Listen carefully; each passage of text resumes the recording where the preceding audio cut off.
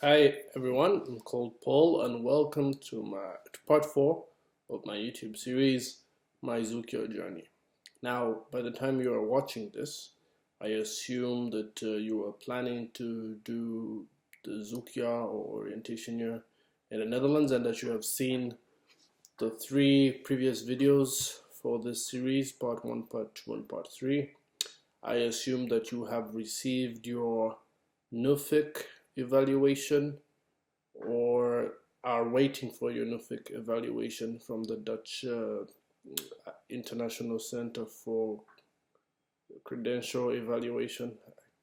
I can't seem to get the name of this place properly, but yeah.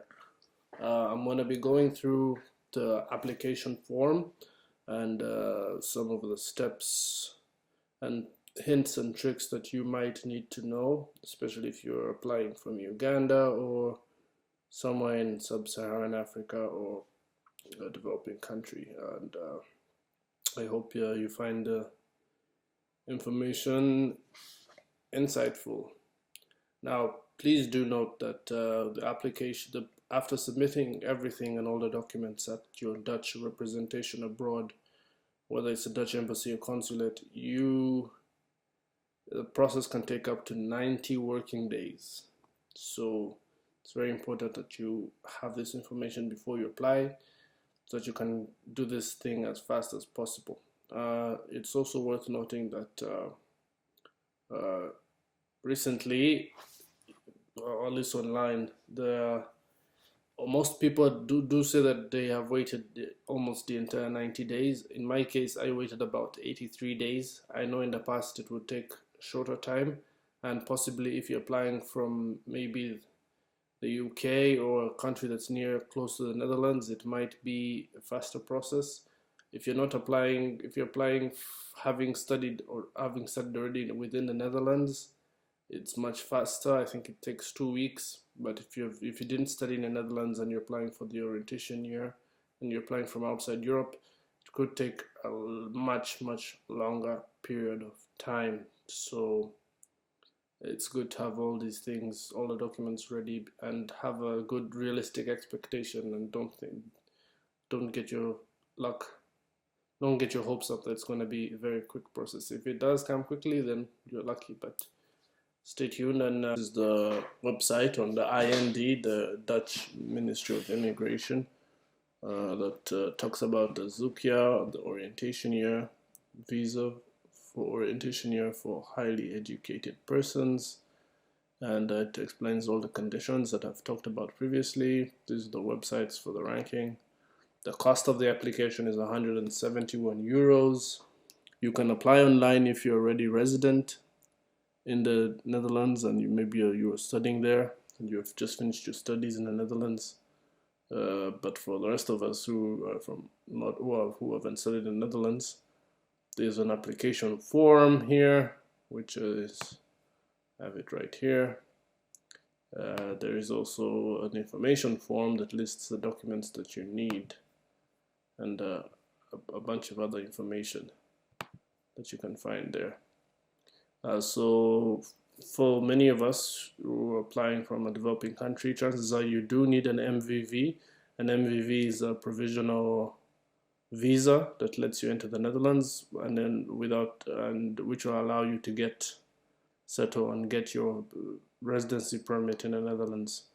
These steps of without MVV refer to a number of countries such as the UK, the US, and a bunch of other countries where you don't need a visa to travel to the Netherlands, even just to visit. So if you come from a country that requires a visa to enter the Netherlands for whatever purpose, then you probably fall under you need the MVV.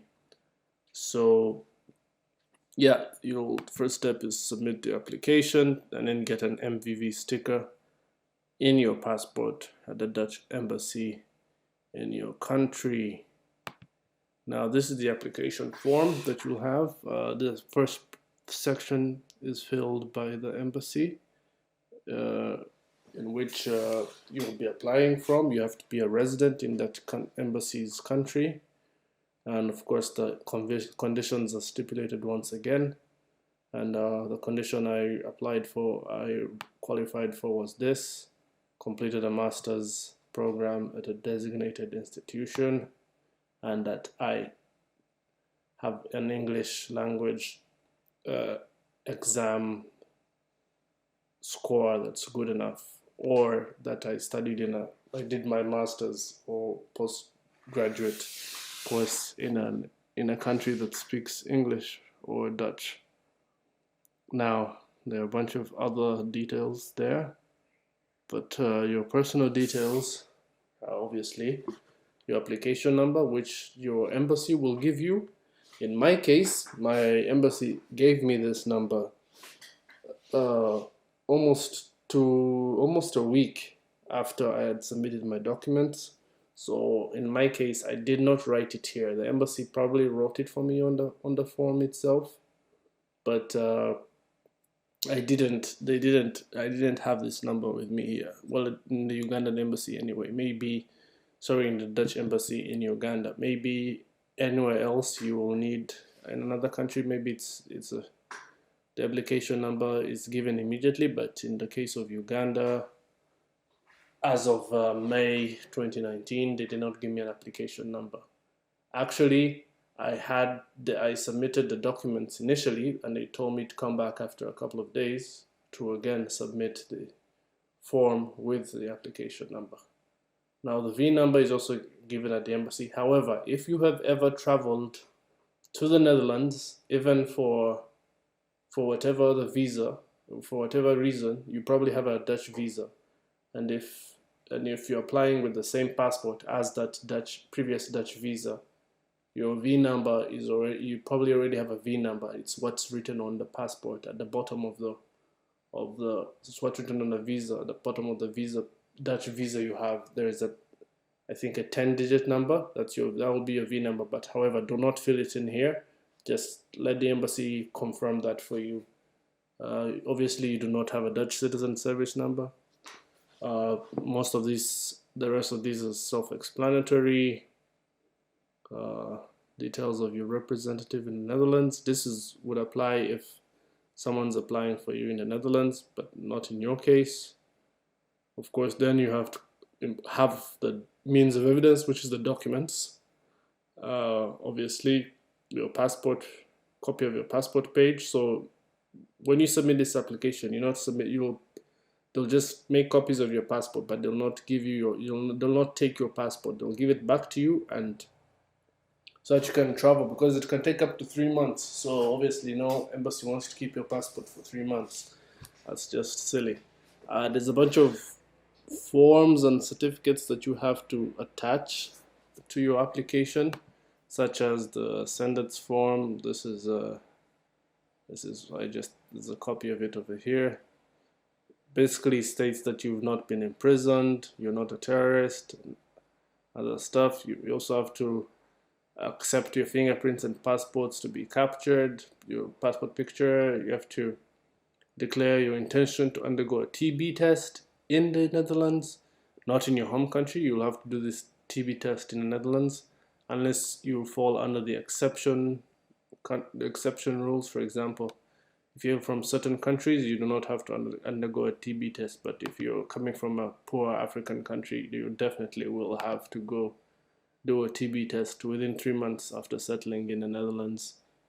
And then, of course, in the past 3 years, you've completed a course in the Netherlands, or you've done it abroad, and you have to meet all these conditions. The documentary evidence that your education institution was listed on the date of your graduation, having obtained your PhD or in the top 200 of at least one of the ranking lists on page 2. So for example, if you graduated within the last 3 years, let's say 2017, your university must have been ranked in the top 200 for that year by any one of those websites.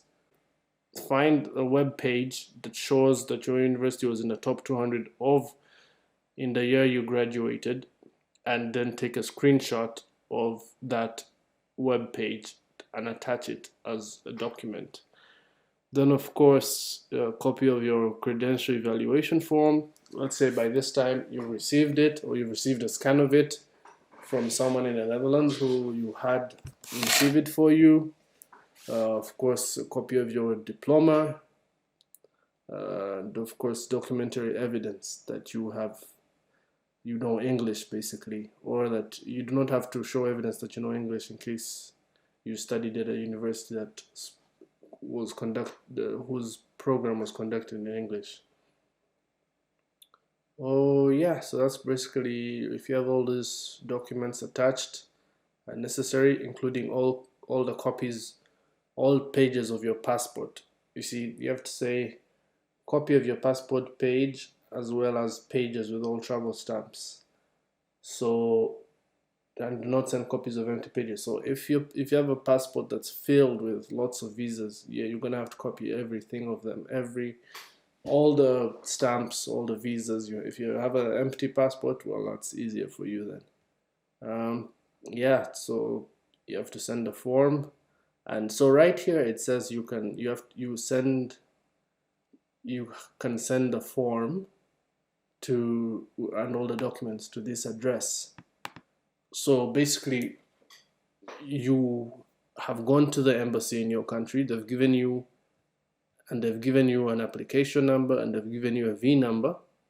Then you can just send this document to the Netherlands using, I'll advise you to use DHL or FedEx if you have a crappy postal service in your country. However, in my case, the person at the embassy said that they could send the document for me on my behalf. So I accept, and for free. So this was the Dutch embassy in Uganda. They accepted to send the document for me because, let's be realistic, the embassy obviously does a lot of work with the IND, the Ministry of Immigration in the Netherlands. So, yeah, of course, because they're receiving, the embassy receives applications for citizenship, extension of passports, a lot of stuff. So obviously they will be able to transport it for you much faster and at a cheaper fee, and probably more securely than any of these postal services could. And also, knowing that your application is in the hands of an embassy is kind of more comforting than, knowing that it was given to, it's somewhere in the postal system, or it's somewhere in I don't know, FedEx warehouse.